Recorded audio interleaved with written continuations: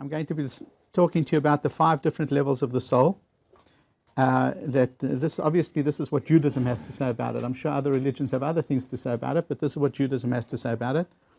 And I'll also then take it to describing for you what happens after death, according to Judaism. The different levels, the different experiences that we need to go through after death. So can we begin with first describing the 5 different levels of the soul? Okay, now as far as spelling them, as far as naming them, you spell them any way you want, you name them any way you want, right? But the highest level of the soul is called the Yechidah. The Yechidah, which basically means the unity, the oneness from the word Chad, Echad, right? And that's, what is that particular part? That we in Judaism believe that God is an infinite being and that we need to somehow connect to this infinite being. And the way that we connect to this infinite being is through this part of us, this spark within us, this infinite spark within us, which is called the Yechidah. But truthfully, we don't know much more about that because we don't know much about what infinite is anyhow, since our minds and our being are so limited and finite, so we don't really know what that is anyhow. The second part of the soul is called the Chaya. The Chaya is what we call your root soul or your group soul. You know that occasionally, every now and again, you come across people that share, like you just feel that, like, how do you say it in English? They're like your kindred souls, your kindred soul, right? They're not a soulmate, like in terms of a husband and wife soulmate, but just soulmate in terms of you just feel that you've been together, that you just know each other. There's this internal wisdom and knowledge of each other. And there's a reason for you being together. Sometimes you might be together for a lifetime. Sometimes you might just be together for an hour or 2 hours, something like that. But you need to be together because you have a common purpose which you need to fulfill in this world. Right? That's called your chaya, a group soul. An example of such a thing would, for instance, be a family. A family unit would also be a group soul because it's not random that you're put together with your family. There's a purpose, there's a reason for the family that you have. So that would be like a kind of an example, even though that it's much greater than that because you share it with many, many more people than just with your family. But nevertheless, that's what the concept of a chaya is. The third level is called your neshama. Now, many people have this overall picture of the soul, which is called the neshama. And that's a kind of the generic name that we give to soul in Judaism. But you need to understand that the neshama is something specific. What it is your wisdom of purpose. Why were you created in this world? Each individual was put into this world with a purpose to fulfill, and that is defined by your neshama. So if anybody ever asks you what's a neshama, you just tell them simply it's wisdom of purpose. Nothing more complicated, nothing more esoterical, just your wisdom of purpose. Why were you created? Now, the level after that is called a ruach, but I'd like to skip that level, this ruach level, just for the moment, because I need to explain to you the next level below that, and then I'll come back to the ruach. Is that okay with everybody? So again, let's understand. We have your yechidah, which is your unified point with which you connect to the infinite. We have your chaya, which is your group soul, right, where you share a common bond and a common purpose with many people in this world. There's a great sage by the name of Rav Nachman of Breslov. He once said that if you're highly sensitive to this, to spirituality, you can know who shares your root soul just before you fall asleep. But Smithy, that's me. I don't really, never had that experience. But then after that, you have your neshama. And your neshama is your wisdom of purpose. What contribution are you going to make to this world, to society? That's called your neshama. Nothing more esoterical. What is your wisdom of purpose? Then we have what's called the ruach, which I said I'm going to skip. And after that, we have what's called the nefesh. Nefesh. In Hebrew, we spell it nun, pei, and shin. Right? The nun stands for ner. Ner is the candle holder. Ner, candle holder. The pei stands for petila, which is the wick. And the shin stands for shemen, which is the oil. Now, what exactly is this nefesh? So the nefesh is your personality, yourself, which you create as a result of synthesis between your neshama and your body. Let's say that again in English. Your nefesh is a vessel of self. It's the personality that is created as a result of synthesis between your neshama, which is your wisdom of purpose, and your guf, which is your body. And I'll explain it like this. You see, you need to live out your purpose in this world. And by living out your purpose in this world, you make a contribution to society. Right? All of us, by living out our purpose in this world, we make a contribution to society. And the whole purpose why you have your hands, you have your eyes, your mouth, etc., is because somewhere contained within your wisdom of purpose, contained in your neshama, is this responsibility to do something with hands, to be creative with your hands, to see certain things, to say certain things. Right? So now when you synthesize that together, when you bring that together with your neshama and your body together, you will then actualize your purpose in this world and make your contribution to society. Comprendez-vous? You understand, ladies? Okay. But at the same time, you can also develop a personality. You can develop a self at the same time that you're doing that. But here's the catch. Here's the catch. As far as your contribution that you're going to be making to society, that's going to happen automatically, no matter what. Right? You will fulfill. If you're meant to be a doctor, a lawyer, a butcher, baker, candlestick maker, whatever it is that you are destined to be, you will be it. By the end of your life, you will have fulfilled your purpose in this world. But that doesn't mean, listen carefully, that doesn't mean you would have created anything of self. Because in order to create something of self, you need to choose to do so. You need to choose to create self. Does anyone understand what I'm talking about? Ask me questions, please. Again, right? There are two steps. There's two aspects to living in this world. The first is the contribution that you're going to make to society, and that knowledge is contained within your wisdom of purpose, within your neshama. The way you can tell what is your contribution you need to make to society, simply what are your talents, what are your skills, what's your intelligence, right? What do you have a desire to accomplish, to give to this world? That's sufficient. And if you follow that, that is sufficient. However, on the other hand, right, as far as who are you and what have you made of yourself, nobody in the world should turn around and say, I'm a doctor, that's the sum total of who I am, or I'm a lawyer, or I'm a candlestick maker. No, nobody should ever turn around and say that. There's something unique about who you are. And there is the consequence of who you are and the uniqueness of who you are and the self that you have developed depends not only on the ability to synthesize your neshama together with your guf, together with your body, but also on your ability to choose to do so. You have to choose to do so. You can't just have it by default. I'm either being incredibly clear or you guys have fallen asleep. What is it? You're doing great. Oh, thank you.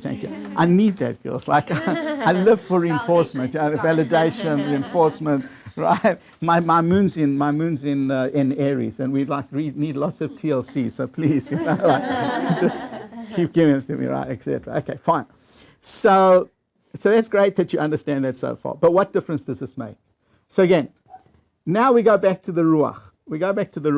Your ruach, or your spirit, is your mechanism of choice, your ability to choose to live out your purpose in this world.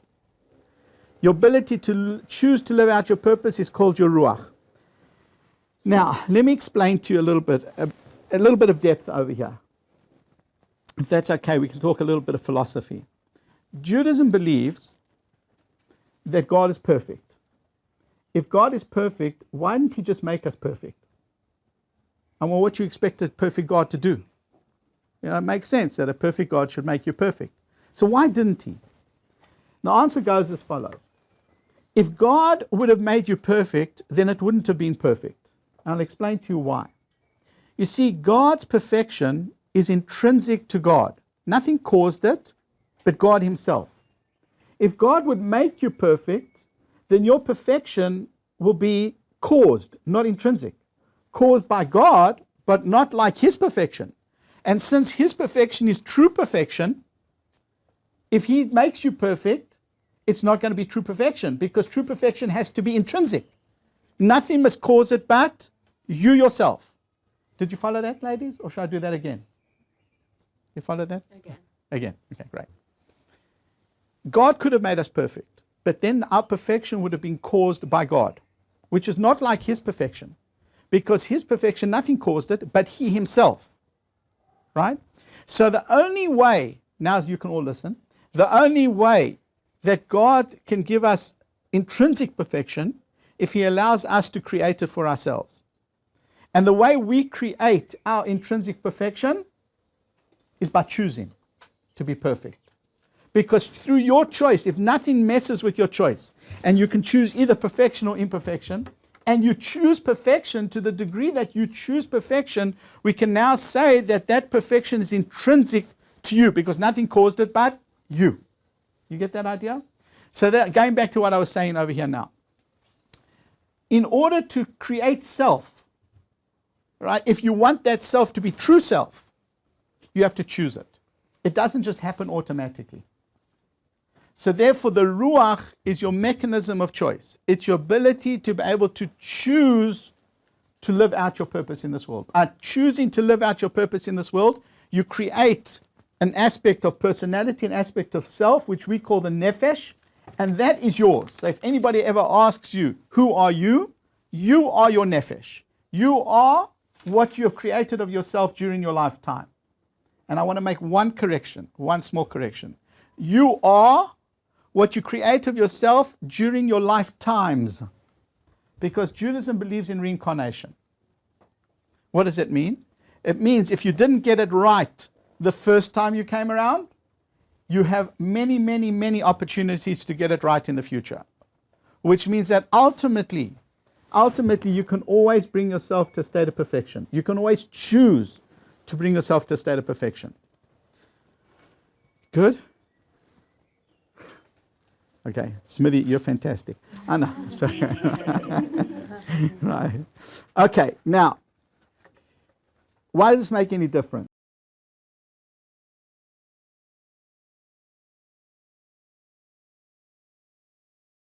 So let's go step by step in trying to understand where we're getting to, right? You aren't always, no, most times you're not reincarnated straight away. You first have to go through a 3-step process of dying before you can be reincarnated. And those 3 steps is what I'm going to teach you. Not right away, but I'm going to teach it to you. But you will ultimately then have to be reincarnated if you didn't finish at the right time. But why is this important? Let me explain to you something. Has anybody ever heard that Judaism believes in the concept of a world to come? Right? We call it Olam Haba, the world to come. Well, ladies, I have to tell you this. The only thing on the other side of the universe is a restaurant. Right? There's nothing else there. Right? The world to come is right here. I see most of you didn't get that, but here's a book called The Hitchhiker's Guide to the Galaxy. Right? The only thing on the other side of the universe is a restaurant. Right?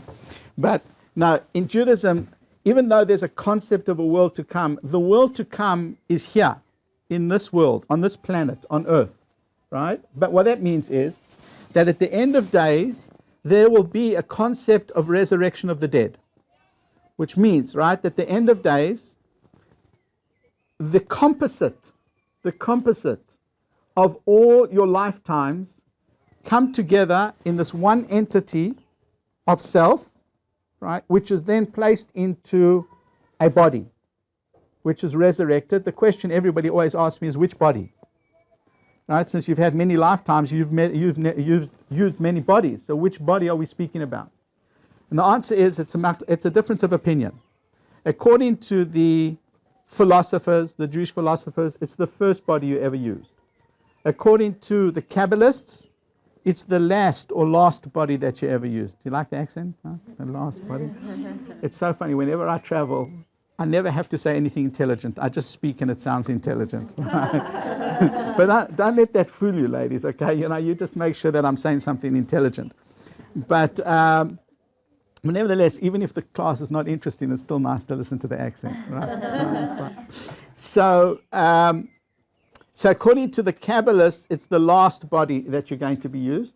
And according to Hasidic thought, specifically a Hasidic master by the name of the Kedushas Levi, he says that it's a combination of all your bodies. And his logic is as follows. Since your whole accomplishment and purpose in this world is to synthesize your soul, your neshama, together with your body, and that means that within your soul there's some unique teaching or lesson which needs to be actualized through, say, your hands, through your eyes, through your head, through your every aspect of you. So that part of your body which you perfected during a specific lifetime, it's only correct that that's the part of the body that comes back again, right, at the time of resurrection of the dead. That's the logic that he uses. But other than that, the philosophers are, it's either the first body or the last body. But at the end of days, there will be this resurrection of the dead, whereby you come back with this nefesh, with this self that you created during your lifetimes into this body. That body is then perfected, and I'll discuss a little bit how that actually works. And then you live in this perfected state for eternity. Now, the important aspect of it is that there's nothing else within that perfected state except self. And therefore, that's the importance of developing self during your lifetimes, specifically during this lifetime. And what I mean by that, listen carefully. How do we live in this world? Generally, we live in this world through distraction. We distract ourselves with everything that's going on around us, the people that we meet, the things that we read, the things that we see, the movies, the everything around us, right? We could spend our whole lifetime basically just focused outside of ourselves. Is this correct? Well, we'll be in a world where there is nothing outside of yourself, just you. Where all you've got is to live who you are. No such a concept of distracting yourself with everything around you. Really just spending eternity with yourself. That's the concept of the world to come. Now, that doesn't mean there won't be other people in the world to come. You'll be there with all your family, with all your friends, with all your loved ones. We'll all be there together. But when you relate to somebody in this world, you don't have to relate with your inner self. You basically can be relating just with your external self. Intellectually, you can have a great conversation with somebody. Emotionally, you can have a great conversation with somebody, right? And you don't even have to have any emotional, intellectual conversation with somebody. You can just look around you and just distract yourself. But in the world to come, there's no such a concept. You function from the internal out. You function from the internal out. Where in this world, you're functioning from the external inwards. The whole purpose behind your existence is try to get to some deeper understanding of your inner self. That's why we're here. Right? We're not here just to kind of like spend our time wandering around, interacting with the external world and then leave. The whole idea of our existence is to build self, which means, right, the whole idea of existence is to come to a greater, deeper awareness of our inner selves, our true selves. Olam haba, ladies, the world to come is not some other world. The world to come is the experience of the essence contained within the self, contained within your nefesh, created by you during your lifetime. If you don't create any self during your lifetime, you don't have a world to come. You'll still be out there floating. Yeah. So what's the purpose of the world to come if you've already fulfilled your purpose? No, there's no purpose. There's no purpose. It raises a very interesting question. So I'll show you how it's such a difficult concept. We call ourselves human beings, but we should really call ourselves human doings. Because we spend very little time just being. We spend most of our time doing. Which is true, because this is a world of building. This is a world of developing. This is a world of relationship. It's a world of striving. But there will come a world where there's no building, there's no relationship, there's no striving. It's just a state of being. Then we'll be true human beings. Say, tell. And then what? No, there's no what after that. Now this world is the only world of what, where, how. But when there's a state of total just self, being, like living totally yourself for eternity, there's no concept of striving. This is a total world. This is the only world of striving. And if one doesn't get it right in this world, then there's nothing after that. right? Do you understand what I'm saying to you? It's very interesting. Can I let you girls into a little bit of a secret? But don't tell anybody I ever taught you this, okay? Because like as a rabbi, this is kind of, per se, you're not supposed to be doing this, but relationships are only created by striving. What I mean is like this. Let's say if I want to go to town, right? So what I do, I leave the class, somebody stops me outside. Where are you going? I'm going to town. I go to my room, getting changed. What are you doing? I'm going to town. I'm getting changed. I'm going to town. You walk. Where do you walk to? You walk to the bus that's going to take you to town. You wait for the bus that's taking you to town. You get on the bus. Somebody says, where are you going? I'm going to town. Right? When you get to town and somebody says to you, what are you doing? You never say, I'm in town. You lose your relationship with that which you're striving for once you have it. That's what I always tell the girls, right? In your relationships with guys, always keep up the mystique. Because once he knows everything about you, right, he's not interested anymore. Because in this world, relationships are only created by that which we strive towards. This is a world of striving. This is a world of relationships. The world to come is not a world of striving. It's not a world of relationships, a world of being. It's the ultimate being of intimacy, of experience of intimacy, where you're not trying to build a relationship.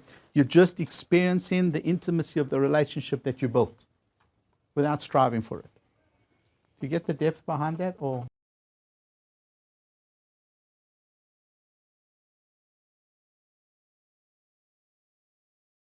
we've developed the idea of the nefesh, which is the creation during your lifetimes of self. For what purpose? Because at the end of days there will be resurrection of the dead, which means that the composite of all the nefashot, all the souls that you have, all the self that you have created through your different lifetimes, will come right into this one body at the time of the resurrection of the dead, and then that body will be healed, will be purified, will be spiritualized until it's in its most perfect state, which I'm going to speak more about. And then you will live in that state for eternity. That's called Olam Haba, that which is the experience of the essence contained in the self created by you during your lifetime. Okay, let's move to the next step. The next step is what happens when a person dies. Have you guys ever heard of a concept of Gan Eden, the Garden of Eden? Right. Now, where is this Garden of Eden? Where is Gan Eden? The answer is, it's here right now. It's just a dimension that we can't access. I don't know if any of you are into physics, but in physics there's a concept called superstring theory.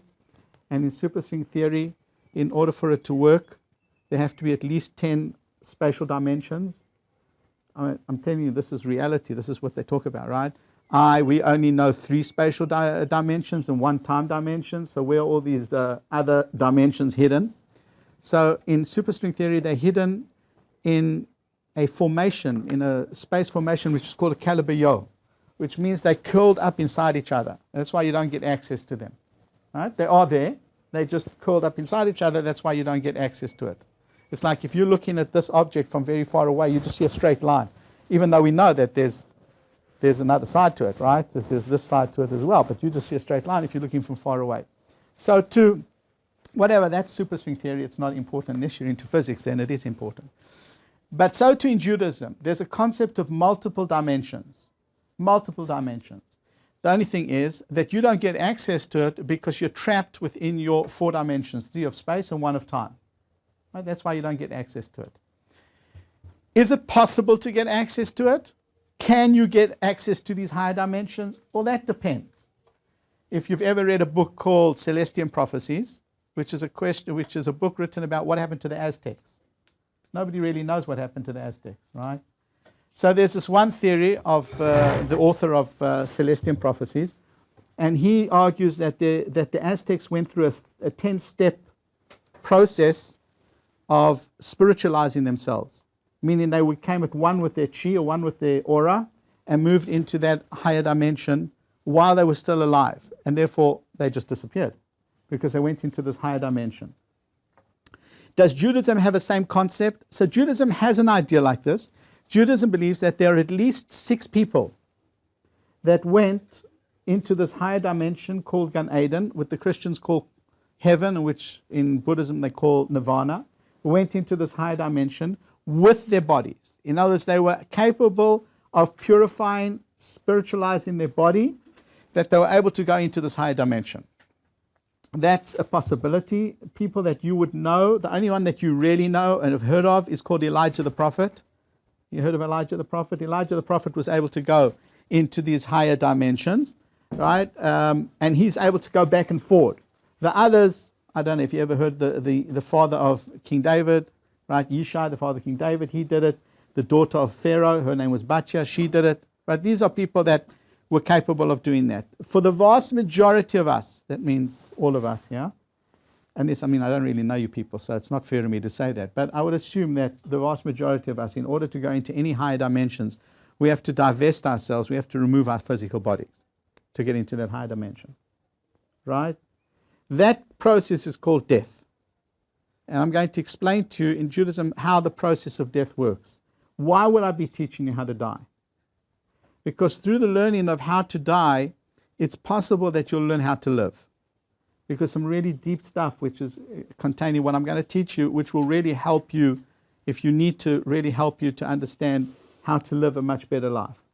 Okay, so let's start first of all with the neshama. What happens to the neshama when a person dies? So as I taught you already, right, what is your neshama defined as?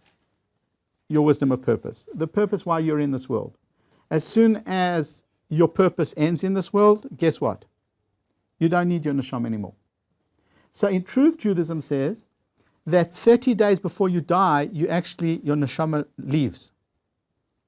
The neshama part of you leaves 30 days before you die, and it goes back to what's called the world of the neshamas. Right? Now, that's why sometimes, people get this like sensation, they know they're going to die. Or sometimes, if they've been very sick, all of a sudden they get well, and then suddenly they die. Yeah? What about if you die in a freak accident? Also, there is... So there's some kind of thing that predicts when you're going to That's die. right. Right. So that's the neshama. As far as your ruach is concerned, your spirit, what happens to your spirit when it comes time for a person to die? So that depends on you. I told you before that your spirit or your ruach is your mechanism of choice. The mechanism of choice, which means that you get to choose to live out the wisdom of your neshama, or you get to choose to block it and basically just to live according to the dictates of your hormones and your chemicals in your body. Right? That's how it works. The ruach either opens up to your wisdom of your neshama, or it closes it, and your body just lives like a body does. If during your lifetime you constantly used your mechanism of choice for higher choices, for more spiritual choices, for choices of really choosing to live out your purpose in this world, then when it comes time for the person to die, the spirit or the ruach also moves to a higher spiritual dimension. On the other hand, if during your lifetime you used your mechanism of choice to make pleasure-seeking choices, which means very physical world choices, then when the person dies, that spirit remains in this physical world because that's its choices. It's attracted, it's drawn by the physical pleasures of this world. And that's where you get the concept of ghosts from, that's a concept where you get spirits from, that's a concept where you get possession, how do they say? To be possessed, possessed from. These are the spirits, the ruchot that were left around, right, from a person who was not able to leave this world. How does that reconcile with Judaism's idea of experiencing pleasure and that that's part of your purpose as a human being? Correct. So the way it goes is like this. The way that I say it is, it's not art for art's sake, it's art for God's sake. Okay. It's music for God's sake. You can enjoy all the pleasures in this world as long as it's not a purpose in itself, as long as it's got a higher purpose to it. It's a means to an end, not the end itself. Basically, right. That was said much better than I. You should really be doing this. Okay. So that's the concept of the ruach. Now, the part that we're concerned about, the part that we're working on, is what happens to the nefesh. Since that is self, that's who you really are, this part of you that you've developed during your lifetime, what happens to that part at the time of death? Okay? So, there are 3 steps that it has to go through. Step number 1 is called chibut hakever, the beatings of the grave. Step number 2 is called kaf hakele, the slingshot, kaf hakele. And step number 3 is called Gehinom, which is loosely translated as hell, but I'll explain it in greater depth. So first of all, what is the concept of chibut hakever?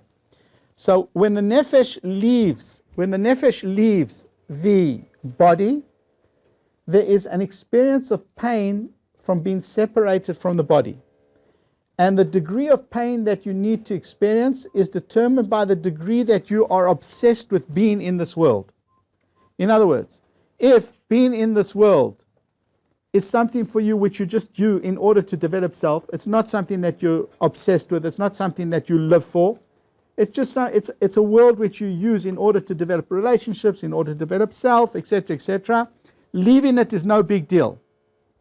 The way it's described is like taking your eyelash out of milk. I don't know how many of you have been dropping your eyelashes in milk, but whatever, right? It's very simple, right? You just put your finger above it and choop, it jumps out at your finger. But if a person became obsessed with being in this world, then the leaving process is extremely difficult. It's extremely painful and can sometimes last up to 3 days. That's the maximum, but up to 3 days you can experience the separation anxiety, I suppose you would call it, right? It's like extremely difficult to separate from the physical world, from your physical body. Even though you want to leave, you want to go to this high dimension, but it's just a painful experience in having to separate from it. That's what's called chibut hakever, and it's a maximum of 3 days.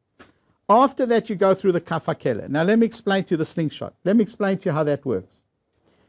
You see, all physical drives of your body belong to your body. In other words, whether it's a hunger drive, a sexual drive, a drive for honor, but all drives, physical drives, belong to your body. And therefore, when your body dies, the drives die with the body. Except if you became addicted to any specific drive during your lifetime. If you became addicted to it, which means you identified self with that drive, then even when the body dies, the drive doesn't die because it's become part of who you are. You've made it part of who you are. Let me give you an example. My particular addiction is chocolate. I know you guys understand this. It's the serotonin. I understand. Right. Now, so here I have a craving for chocolate. So I have a body. My body goes off to the shop. I buy a big bar of chocolate with, the air inside, the bubbles inside and things like that. I eat the chocolate, all right, and the craving disappears. No problem, bless you. Craving disappears. Now, when, however, the body dies, yet there's still this craving, which has become part of who I am. I'm obsessed, I'm addicted to chocolate. So I've got this craving for chocolate, but I've got no body to fill it with, to fulfill it with. So therefore, my nefesh is trying to be removed from this world, but being pulled down by that craving. Trying to leave, but being pulled down by that craving. The way it's described in the Talmud, it's going from one side of the world to the other side of the world, trying to find some way to get rid of that craving. You follow what I'm saying to you? And this is the person remains in the state of having to go through this pendulum process, this trying to leave me pulled down until eventually, after being cold turkey for enough time, eventually it just disappears. The craving disappears from your body. Just like any case of a person who's addicted to anything, eventually the craving is going to disappear, but you can never touch whatever it is again, because then it'll just explode on you. You understand what I'm saying? Now, there's an interesting discussion that takes place between Cleopatra, the Queen of Egypt. At the time, she lived at the time of the sage Rabbi Meir. Rabbi Meir was a sage at the time of Cleopatra. And Cleopatra asked Rabbi Meir, at the time of the resurrection of the dead, are we going to come up naked or clothed? And he said, we're going to come up clothed. So Rabbi Dessler asked the following question. He says, he doesn't understand. We are going to be resurrected into a perfect community, into a perfect environment. There's not going to be any of these bodily drives and sexual drives, anything like that. what do we need to be clothed for? And he answers and says, because if a person had a sexual addiction during their lifetime, which means it became part of who they identify themselves as, even though the craving might have disappeared, but an imprint of it still remains within the personality. And therefore, even at the time of the resurrection of the dead, we're still going to have to come back, right, clothed, until the body is purified to the point where you've lost all that drive. But nevertheless, until that point, it still stays within you. So this process of where you're going to have to suffer the consequence of your addictions to this world, that's called the slingshot. So why did I teach you that? So simply because don't allow yourself to become addicted to anything. Which means there's nothing wrong with experiencing pleasures in this world. Just don't let those pleasures control you. You make sure you can control them. A little piece of advice, if you want to know how to do that, is if you feel that you're very much obsessed with anything, do away with it for a month, 40 days, a month, and see how it impacts upon you. If you see that you didn't have any craving for it, it wasn't a big deal, you managed fine, so then put it back into your life, because that means you control it, it doesn't control you. But on the other hand, if you feel that your mamish couldn't get by without it, then you know you have something you need to work on. Yeah. I'm curious about this. I've done a little bit of studying into addiction, and a lot of people argue that it's a disease, it's a chemical imbalance, it's similar to other sort of diseases like bipolar disorders or whatever, and that if you have an addictive personality, that right. you might give up chocolate for a month, but you might pick up computer games and become just as obsessive, that if you have this need to obsessive or something, that it's not the object, you can replace that. So I was wondering what your... Okay, so that you're asking a good question. I'm going to answer it by taking a little bit of a side, which you guys didn't ask me, but since you didn't ask me, I'll ask it to myself anyhow. And that is, you remember I told you that we have reincarnation. Do you come back knowing anything about your past life? Right?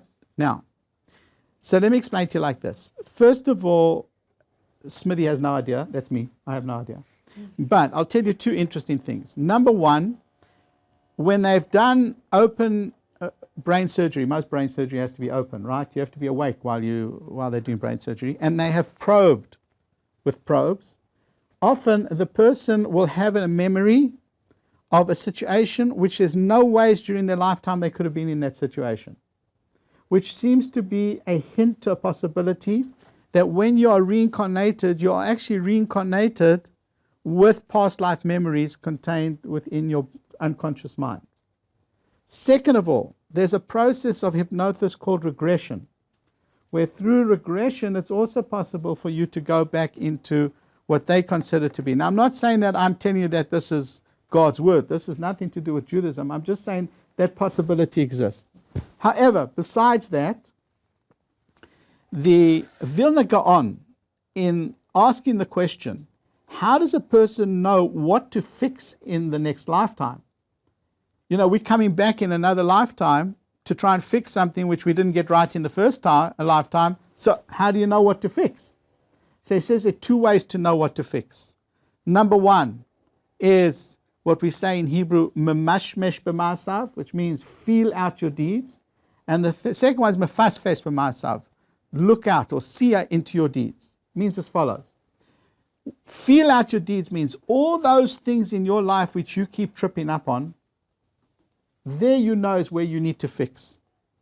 And all those things in your life which you have a strong desire and lust for, that's the second area. So therefore, it's very possible when I say that, you know, do without chocolate for 30 days, 40 days, and a person is able to do without it, but the intention over here is to understand, do I have a lust? Am I drawn towards anything specific which I need to fix? It might not be the chocolate. Chocolate might just be manifesting something in that way because of something else. But either way, you know that there's something you need to look into. Okay. The third level, process which you have to go through, a person needs to go through. By the way, you don't have to go through any of these processes. If you fix it in this world, you don't have to have the experience in the world to come, or not the world to come, you know, after death. It's called Gehinnom. I'm going to give you two examples to what Judaism understands as Gehinnom. Now again, Christianity has little devils in fire and everything like that. That could be. Who knows? But Judaism has a different way of explaining it. And it goes like this.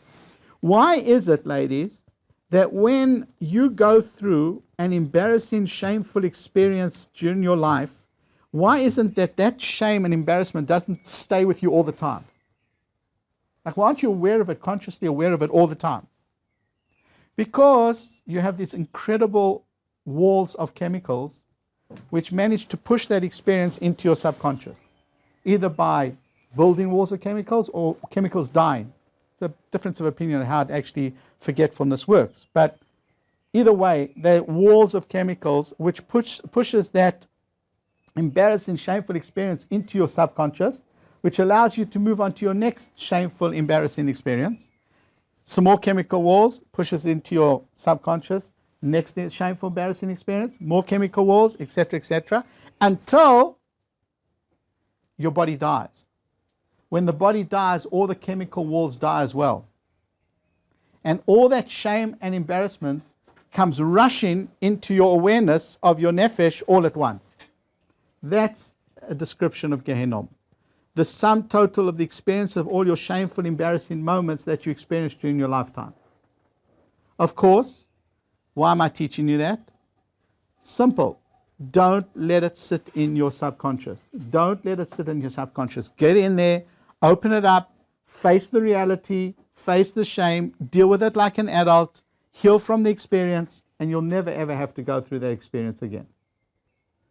The second example is like this. Judaism teaches that anger is an external expression of an internal hatred for yourself. Anger is an external expression of an internal hatred for yourself. Let me explain to you what I mean. Let's say I take a bag of salt. Now, how do you say in America? Salt, right. I take, just like I said, right? Salt. Okay, good. So I take a bag of salt and I put it on my hand over here. What's going to happen? Nothing. Healthy skin, nothing's going to happen. But if I have a deep cut and I take some salt and I put it onto the cut, I'm going to scream. Right? It's the same thing. When you have been through a traumatic experience or any experience which creates a wound which you never dealt with and you just pushed it into your subconscious, it's possible for a person to come along and trigger that wound, which means they basically putting salt into that wound which you've tried to keep hidden in your subconscious. You got that? Now what do? So what should a person do? A person should say to themselves, what is it within me that allows this person to get to me? What is it that I'm carrying in my subconscious that this person was able to put salt into it? They were able to trigger it. That's really what you should be saying to yourself, right? Instead, what do? We hit out at the source of that salt. We try and get rid of the salt, try and get rid of the trigger so that we can keep that hidden in our subconscious and then we don't have to deal with it.